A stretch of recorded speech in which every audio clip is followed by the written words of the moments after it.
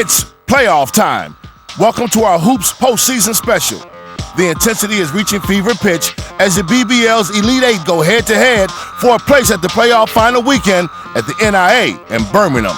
Our feature game comes from the South Coast as the Bears and Towers clash at the Brighton Center. Plus, we've got all the action from the other three quarterfinals, so let's start with the Sharks and the Lions.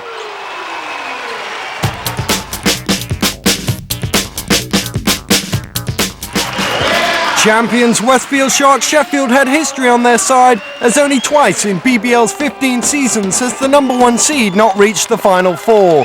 But the Lions fans were hoping for the upset, and Freddie Cole was in the mood for causing one. Cole has had some big nights this season, but none as big as this, as he lit it up from all distances.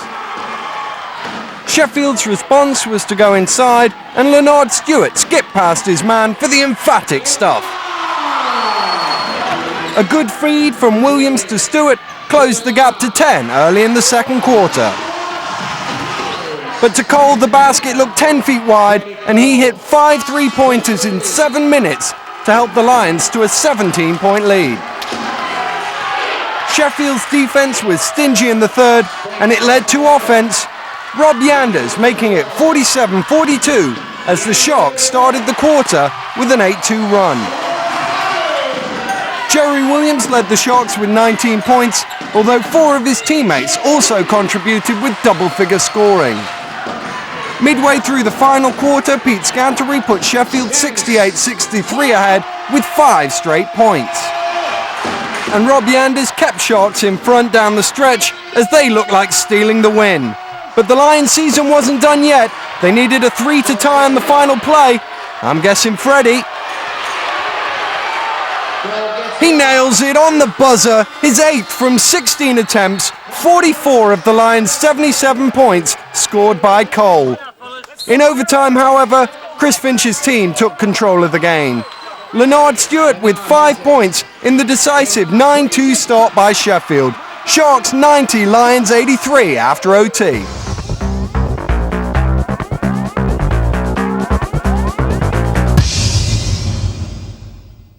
Wow, the trifecta king competition. Andrew Mavis leads it right now, 12 made baskets in 14 attempts. Remember, 24 seconds to make as many three-pointers as you can. Our last and final contestant, we're here at Crystal Palace of the London Towers, is Terrell Myers. Can he do it? His hands will be full on this one. We'll see. Let's go meet with Terrell and see what we can find out. Terrell, how you doing? I see you're here practicing with your coaches. You know, in this competition, Andrew Mavis has 12. Tough number to beat, but you're a quality three-point shooter. And throughout your career, from watching you, you like to shoot the three-point shot. How much time did you have to spend growing up to get to this level? I spent many, many hours in the gym, 3-4 hours a day just shooting the basketball. So I'm prepared for this moment, you know. I like the pressure. That's what I'm about, so let's see what I can do. What's the Towers' chances of getting to the Final Four? If you look at talent, I think we definitely have a good chance at making it to the Final Four. Preferably, I would like to play Brighton because it's a shorter trip, you know, going up to Chester that can wear on your legs. But I do think that we have a great chance at making it to the Final Four because you can't doubt the talent on this team. Terrell, you were out for a long time. How's the body holding up? It's a day-to-day process. You know, some days I wake up and I feel great, and some days I don't. But for the most part, I can't complain. You know, I had a speedy recovery. They expected me to be out the rest of the season, and fortunately enough, I came back to finish the season. Well, fortunate for us, you're here for the Trifecta King competition. 12 baskets. You have to exceed that. Andrew Mavis, we'll see if you can get it done. Best of luck with it.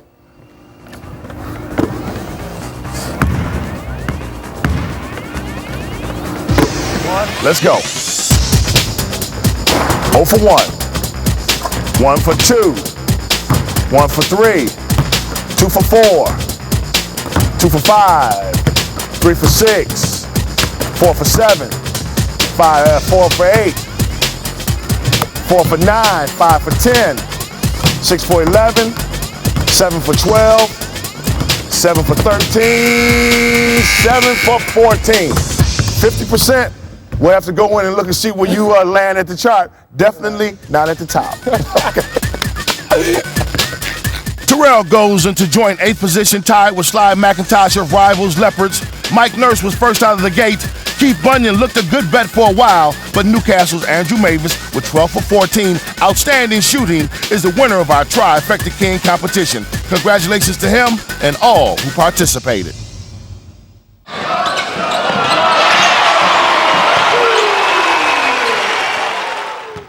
Well, the top seed Sharks are through. We're at the Brighton Centre, where the number 2 Brighton Bears take on the Kinder London Towers. We will, of course, have the other 2 playoff games later in the show. I'm joined by the DG Essex Leopards Cool Cats coach, Mike Taylor. Mike, the Towers, they've beaten every team in the league. They've lost to every team in the league. Which Towers team is going to turn up today? Well, I think, Daniel, it's playoff time. You got to expect the best out of any team that's on the floor. This roster they have with Terrell Myers, a healthy Terrell, with Kendrick Warren and some of the other talent that they can put out there, expect the best team the Towers have today. Brighton, we know, can be good. They pushed Sharks to the title right to the end. Do you fancy them here today? Well, my money's got to be with the Brighton Bears. Home court advantage. Nick Nurse has done a tremendous job. They have a tremendously talented team, deep, talented bench. Bears to advance today. Can the Bears follow the Sharks to the semifinals? Big-time games call for big-time players, and both teams certainly had those in abundance. So let's pick up the action. The home side lead 11-8. Holloway for 3, yes, Shaheen Holloway from deep, his second 3 of the night. Randy Duck looking to push quickly for the Bears. He saw the Towers weren't quite ready and dumped into Will Johnson. Well, I like what Duck did right there. Wilbur Johnson had not had a real definite post touch right there. You got to get Wilbur Johnson established early. After the delay, they go right to the big man down low. Good job by Duck. Duck to Brown. Michael Brown, guarded by Myers, tries to get the better of him, does. Good dump off to Will Johnson, and one for Wilbur Johnson. The dish from Michael Brown. The foul is on Terrell Myers. Terrell Myers. Danny Craven wants it against Errol Seaman. Now he's going to go. Backs him down. Good strong move by DC. Danny Craven has had a very strong second half of the year. Did a nice job establishing a leverage and getting into the lane. Easy 2 for Craven. Davis out to Blaylock. To Duck. That'll be worth 3 if it goes, and it does for Randy Duck. Randy Duck just has a good tempo about him right now. Handling the ball, making plays, and now knocking down a perimeter 3. Brown to Davis. Sterling Davis backing. Good strong move from Sterling Davis. Sterling Davis again showing why he's so valuable to the Bears team. Inside scoring, outside scoring. They need a big basket. They go to Sterling. Myers. Little slower pace and then tried to blow past his man. Didn't work. Dixon's 3 is short, but it comes all the way out to Robert Youngblood. That's where the Towers need to go. Kendrick in the post, ready to make a play. And that's exactly what Kendrick Warren does. Bears kept their lead. It's midway through the second, Brighton by 6. Blaylock did well to create a little space for the jump shot. Theo Dixon coming from the top. Pulled down the rebound. Holloway looking to push it, spinning, out of control though, but it ended up in Dixon's hands. Eventually underneath is Sterling Davis. He's got 3 Towers around him. They come up with the ball and Danny Craven throws down a stop, and the Bears fans booing. They wanted a foul. Very, very physical out there on the floor. That's an opportunity break there for the Towers. Now, if you're the Towers and you execute here and get a quality opportunity, you can tie this game with a great possession. Theo Dixon straddling the halfway line. He can go either way, front or back. They go front to Holloway, which probably wasn't a great idea, but Myers now to give Towers the lead. Yes, Terrell Myers from deep, and Towers lead by a point. Towers are hanging around. Bears have controlled the action that is part of the game. This is what the playoffs are all about. Got to play 40 minutes. Best team's going to win. On the next play, Blaylock was fouled. He made them both, and Bears regained the lead, 36-35.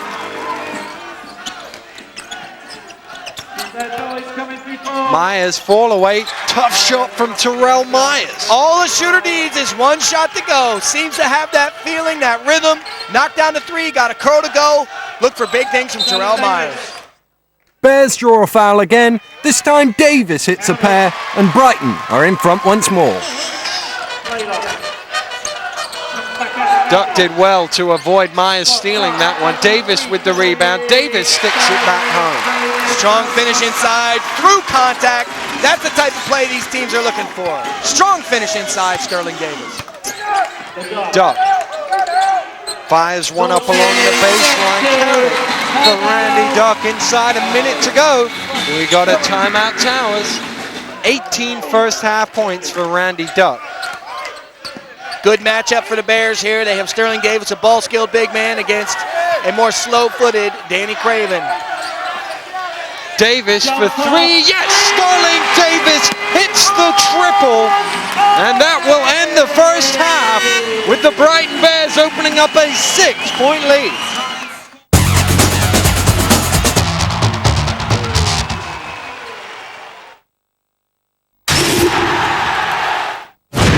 End games, the race to the title. It's open for everybody. Arsenal at the Reebok to face Bolton. All right, he's in. My goodness. I think it's going to go to the wire. United back in North London at Spurs. Ryan Giggs. Who dares lose? A Ford football double, Bolton v Arsenal and Spurs v Man United, Saturday and Sunday, Sky Sports 1.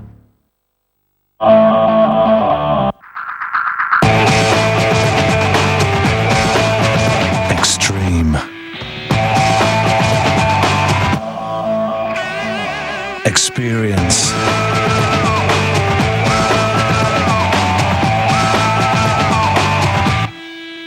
Expression.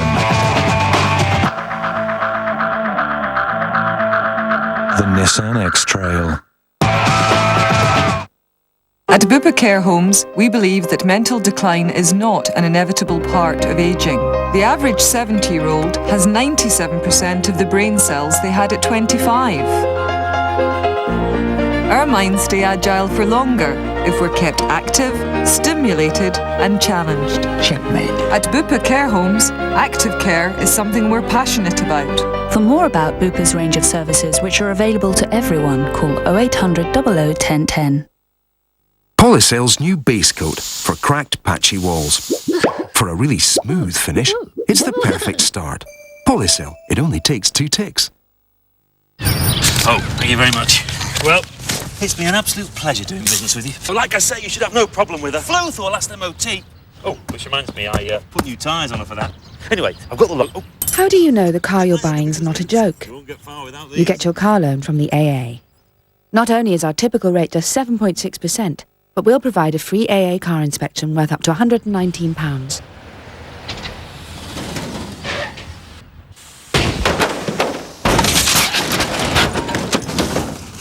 For a low-rate loan and a car you can rely on, just ask on 0800 123 123.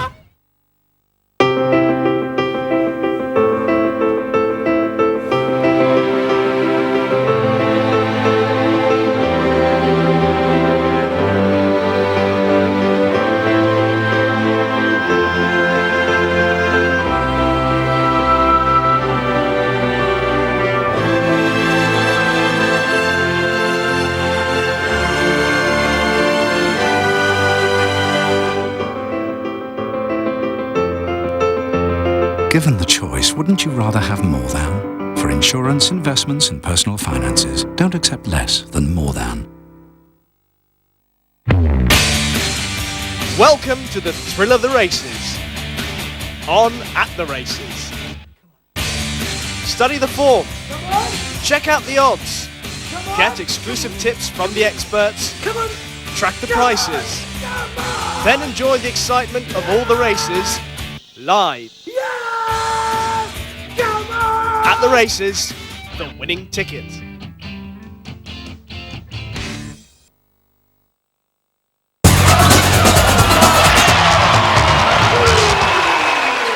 Thanks for keeping it here. We're inside the last 20 minutes, and the Towers need to close the gap They trail by 8. Duck, nice pass, and again. Oh, what a play! 2 beautiful passes from Duck and Johnson, and a pretty finish from Sterling Davis. There's a trademark of the Bears team getting out in transition. Duck's an outstanding passer, but then a great pass from Johnson as well, and a nice finish. That's what these fans love to see. Here's the momentum. Blaylock with the steal, he lays it in, and Brighton Bears 2 big plays in a row have opened up a 12-point lead here. There you go, the first few minutes, which team they felt each other out. Nick Nurse with a great coaching move, changes up defenses, gets an opportunity, few easy baskets. Duck drives all the way to the hole, and it's tipped home by Wilbur Johnson. Ronnie Baker playing hard, pushing it in transition. Gets it back from Warren Baker for 3. Boy, the Towers need a shot like that. I tell you, Baker's very underrated. He's been underused at times this year. Done a great job today. But Robert Youngblood with not a very smart play at the other end. You get a 3-point play, there's an open layup. Don't give him the bonus free throw as well. Duck dumps to Davis. He's fouled and one. Sterling Davis with another and one against Robert Youngblood. Well, we talked in the first half about being strong and finishing strong around the basket.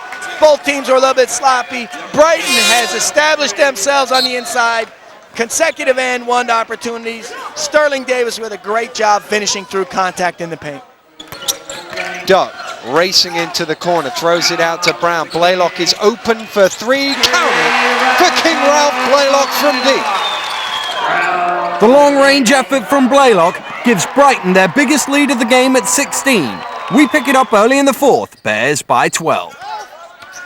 Dixon, Myers, driving past Mike Brown, fires up, all string from Terrell Myers. Intermediate game out of Terrell Myers is beautiful. Pretty, body control, outstanding. Dixon drives baseline into Johnson off the glass, Theo Dixon, and suddenly we have ourselves a 7-point ball game with 4.5 to go. Ball screen up top of the key, trying to get Duck ability to make a play.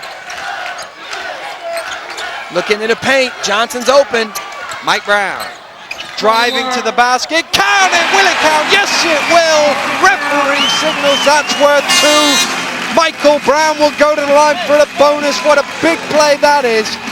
And at the same time, it's foul number 4 on Theo Dixon. And Mike Brown, a very good foul shooter, makes no mistakes with that one. Back to a 10-point game. Psychologically, that's important for the Bears. Myers for 3. Yes! What a shot from Terrell Myers to respond with the 3. Duck offered the screen, takes it. Comes back the other way, trying to get it into Davis. A steal from Theo Dixon. Throws it forward, there's Holloway! And he lays it in. And the Towers have pegged it back to 6 with 3 minutes to go. It's going to be a dramatic finish here at the Brighton Centre, he sense. O'Connell fakes the 3. Holloway in the corner now. Myers. Holloway for 3. Oh, what a shot from Shaheen Holloway. Bears called a timeout with 2:23 to go after Holloway cuts their lead down to just 3 with this fantastic triple.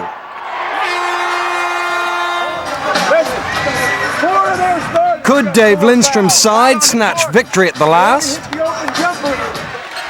Davis to Johnson. Backdoor goes Blaylock. What a play! What a super play! Great job by Nick Nurse, drawing up a play, knowing the Towers would be out pressuring, sending his man backdoor. Excellent execution by the Bears and a huge possession.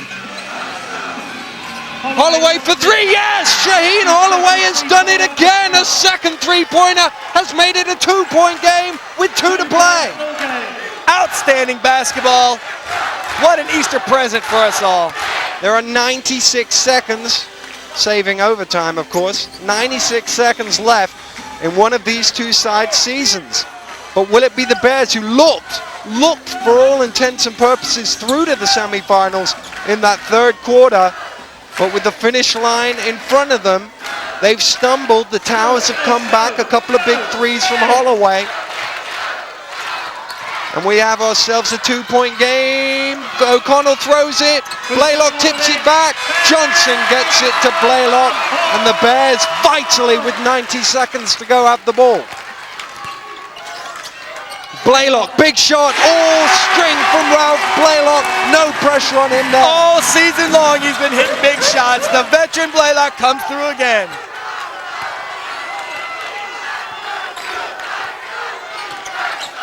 Holloway. O'Connell for three. No, off the back of the ring. It's all the way out. Davis tips it to Blaylock. Alderson to Duck. Duck and one. What a play from Randy Duck. And that could be it with a minute to go. And it pretty much was. Towers were forced to chase and foul. Terrell Myers fifth and unsportsmanlike on the BBL's second best free throw shooter. Mike Brown was 4 of 4 as the Bears' last 9 points came from the line. Brighton advanced with a hard-fought 89-82 win over the Towers. And Nick, how pleased are you to be through to the semi-finals? Well, we're still playing, and that's important this time of year. I thought our guys were really concentrated all week in practice, and I thought they came out and executed a really good game plan tonight and played hard and played together, and we're happy to be heading to Birmingham. Third quarter was really a big quarter for you guys, opened up a double-figure margin. Yeah, two best things that happened for us were the first two plays, both Will and Sterling picked up their third fouls in about 15 seconds. That made us jump into a zone to protect them a little bit, and the Towers struggled for about 6 or 7 minutes. They didn't put hardly any points on the board, opened up the nice gap for us, and we were able to hold on.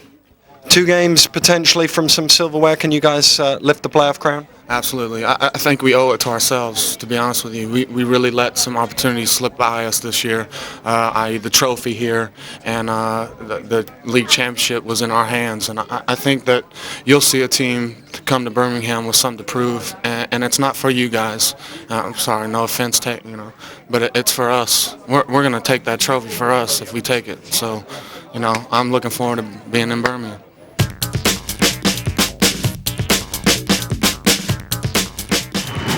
Packed house at the Northgate as the Jets set about the defence of their playoff crown against the Scottish Phoenix Mitsubishi Rocks. Chester got into the rhythm early. Great ball movement sees Calvin Davis finding his range from behind the arc to give the Jets a 5-0 lead. Rocks, though, instantly replied, and this bucket by Sean Myers had the Scots 15-11 in front. Chester hit the next 10 points, only 2 field goals though, including this maximum from Gregory as Jets led once more. The sides traded runs in the second quarter, with Ted Berry proving influential for the visitors. At the other end, the league's best scorer continued to show why he is so. A game-high 33 points for Kenny Gregory. Seconds from half-time, Ted Berry broke free to cut Chester's lead to just 1. And as Kevin Wall called for defence, Stephen Shekels obliged with the steal, and though his shot fell short, he kept with the play to find Keith Bunyan, who beat the buzzer to give Rocks the lead at the break. John McCord was playing for the Rocks the last time they made the playoff semis, but he wasn't making it easy for his old team. It was a tense fourth quarter, and with the game on the line, Stephen Shekels found a gap in the Jets' defence to give Rocks a 2-point lead. Moments later, and he was out on the break, found Berry, who hit the cutting Perry to put Rocks 4 up, and so close to victory they were almost celebrating. If that shot hadn't won it, this steal did. Rocks then played keep away, desperately watching the seconds tick down towards a memorable victory. Rocks through to the playoff semi-finals for the second time in their short history, beating last year's winners Chester 89-84.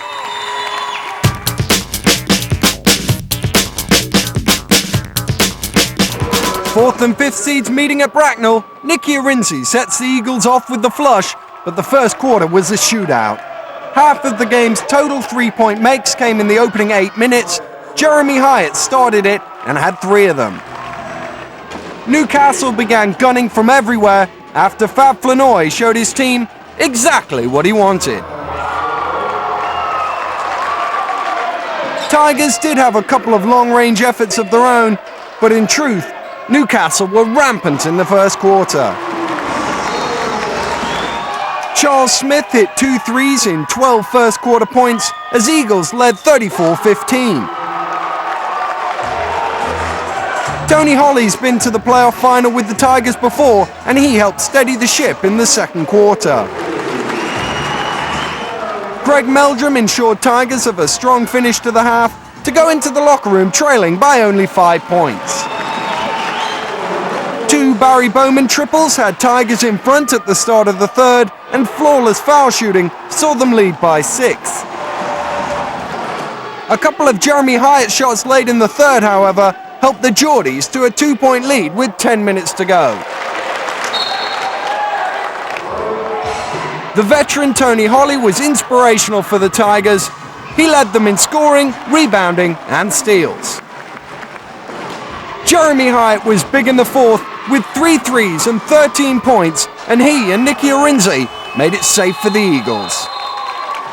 Hyatt had the final say, shooting 50% from deep as Newcastle march on. 101-85 victors at Thames Valley. So we're down to 4. Join us next week here on Hoops as we review another action-packed BBL season and look forward to a great final weekend finale.